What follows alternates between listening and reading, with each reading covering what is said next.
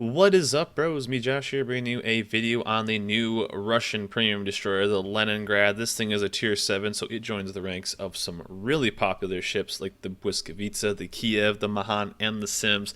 Hatsuhara, you're there too. We all know it. But let's jump into this ship. This ship, if you took the good parts of the Błysk and the good parts of the Kiev and you made a Frankenstein of destroyers, you get the Leningrad. This thing's got a fantastic rate of fire, pretty dang maneuverable, fast, stealthy. This is the goods of the Kiev with the goods of the Błysk mixed together, and I really enjoyed this ship. The first and only game I played with this ship, I was like, hey, I need to play some games, I need to get some B-roll. I got a Kraken in it, so it's a pretty dang good ship. Let's jump right in. The ship is rolling with 15,200 health, so not too bad. It's right up there, almost with the Błysk. The Błysk has 15.5. Now, this is without Survivability Expert, so just keep that in mind, guys. Main armament is the main battery has 5 singles of 130 millimeters of a range of 13.9 kilometers. So you're right up there, almost with the Błysk. Błysk has 14.4, so you're a little less. And the Błysk has 5. The Kiev has 6. I believe the Mahan has 5. Let me just check out really quick. Han has 5 and the Sims has 4. So not too bad. Rate of fire 4.5 with the Błysk having, that's kind of what I'm going to compare it to, 5.9, and the Kiev has 4.5. So you're right there with basically Kiev guns. So pretty dang deadly. Really low trajectory, really good rate of fire. The downside was it does have slower turret rotation. Dispersion seemed pretty dang good. I mean, I was hitting stuff pretty regularly at even 12 to 13 kilometers. It's a pretty. I like this ship. I like this ship a lot, and I'm really excited to play it more. So good rate of fire, accurate. Imagine a Kiev guns kind of on the Błysk. That's kind of what we're looking at here. So it's a really good mix. So. Torpedoes, 2 sets of 4, so this kind of gets away from the kind of Russian destroyers because Kiev only has 4-kilometer torps. These are 8-kilometer torps. If they hit, their 15,100 damage, 92-second reload time, 60 kilometers or 60 knot speed. So torpedoes were pretty solid. Really good area denial. I was playing in kind of a tier 8 game more than anything in the first game, so I didn't get any real torpedo hits, but they were able to back a lot of battleships off. Good aerial denial. I mean, this is going to be a gun-heavy ship. This is a gunship, so with the Kiev guns kind of that are on it, so it's pretty solid. AA, it's a destroyer. The AA is there when it's there. Not as good as the Kiev. About on par as the Błysk. Maneuverability. This is now, I believe, the fastest tier 7 destroyer that's out right now. Let me just check the Sims. Okay, yeah, it is the fastest at 43 knots. If you look at the Kiev, the Kiev is just under at 42.5.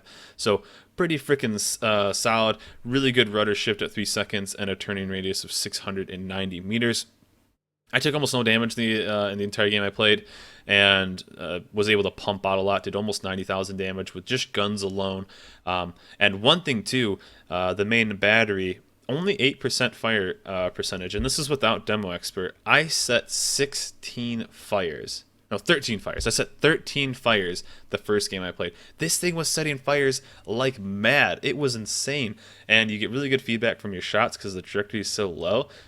13 fires? It was in the first game I played it without Demo Expert, so it's kind of crazy how good this is. And after the game was over, I got enough points to now get extra marksmanship to have faster turrets, so I'm really excited to play it again.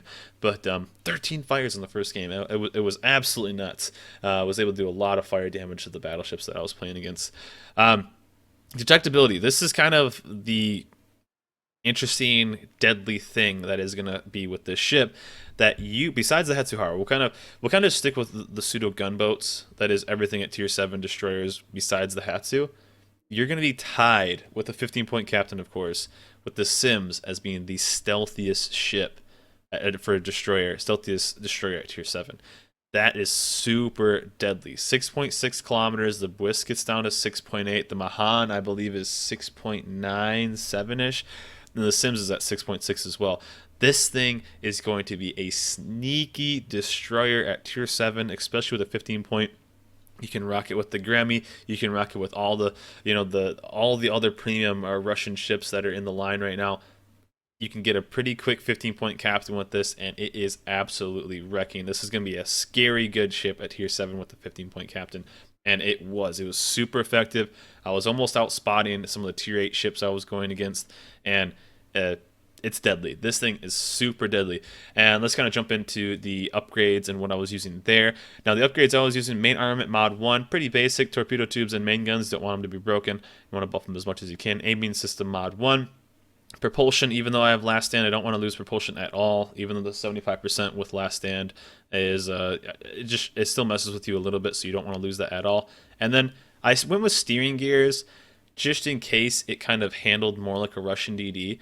I kind of like it still. You could go with propulsion. I could see either or. I just like having steering gears being a little bit more agile and being maybe on like a drop. If let's say if a CV is trying to drop on you cross torp, you have the ability of potentially taking 1 to no torpedoes on a good cross drop. So I always like being as agile as possible, missing those kind of YOLO blind torps that could kind of spawn out of nowhere.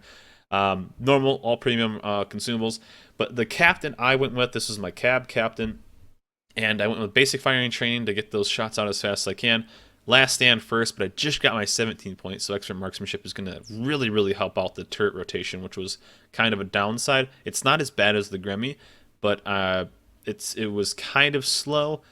It only really affected me in a couple situations, so I was able to kind of sail in straight lines and kind of hang back a little bit. But extra marksmanship is going to let me kind of get in and brawl a little bit more. It's not as fast as USN, of course, but it's definitely going to help. Superintendent is what I went with right there. I don't think you really need anything else, honestly. AFT is my go-to, and concealment expert. Now, you could, if you want to, kind of just go with the new Russian meta, which is getting rid of concealment expert, especially since the Udalite and the cab have been changed a little bit.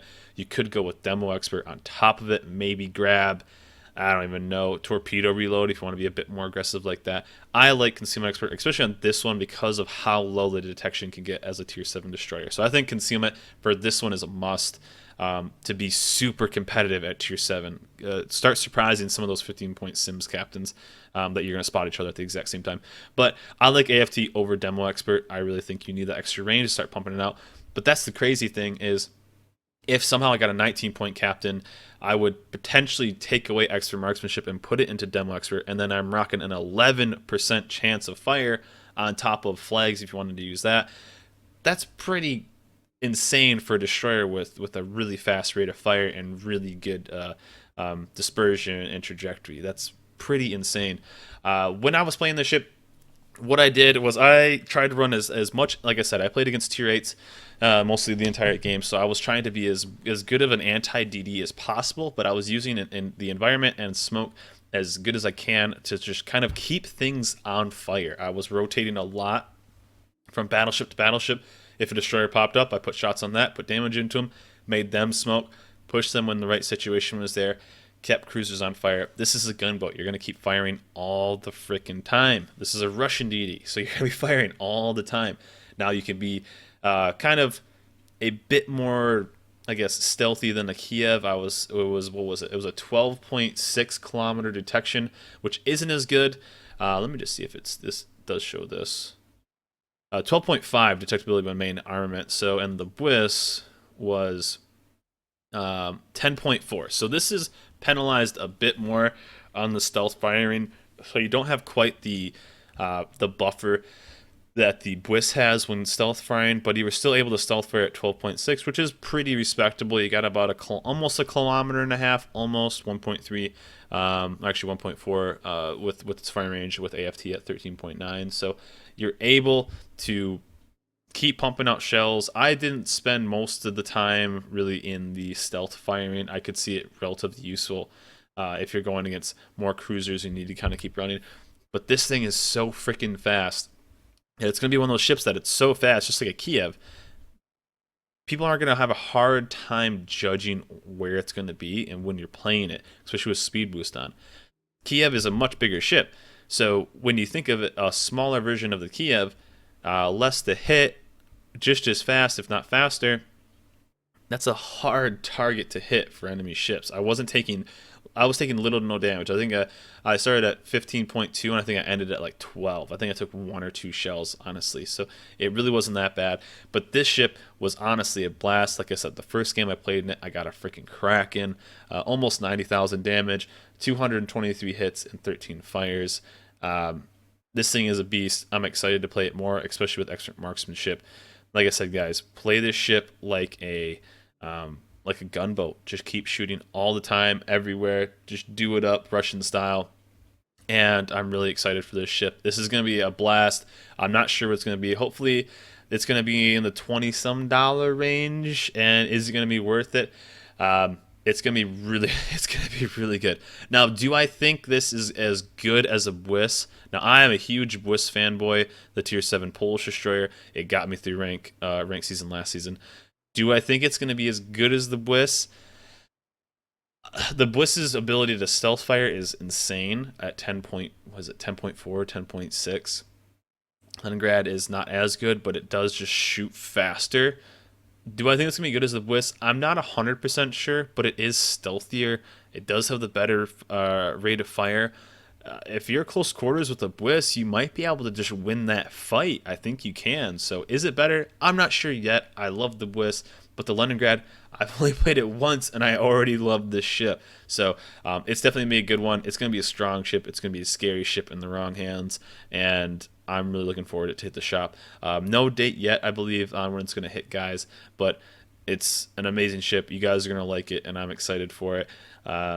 A new tier 7. I mean, this is a strong tier for DDs in this game right now. I think, honestly, all but the Hatsu, are strong ships right now for tier 7 destroyers. And I'm really, really pumped for another one to kind of come in and kind of shake up what's the king of tier 7 destroyers, and it potentially could be the Leningrad. So guys, that is it for me on my Leningrad review. It's a ship I'm super pumped for, super excited to play, and I hope you guys will get the chance to play it as well. But that is it for me, guys.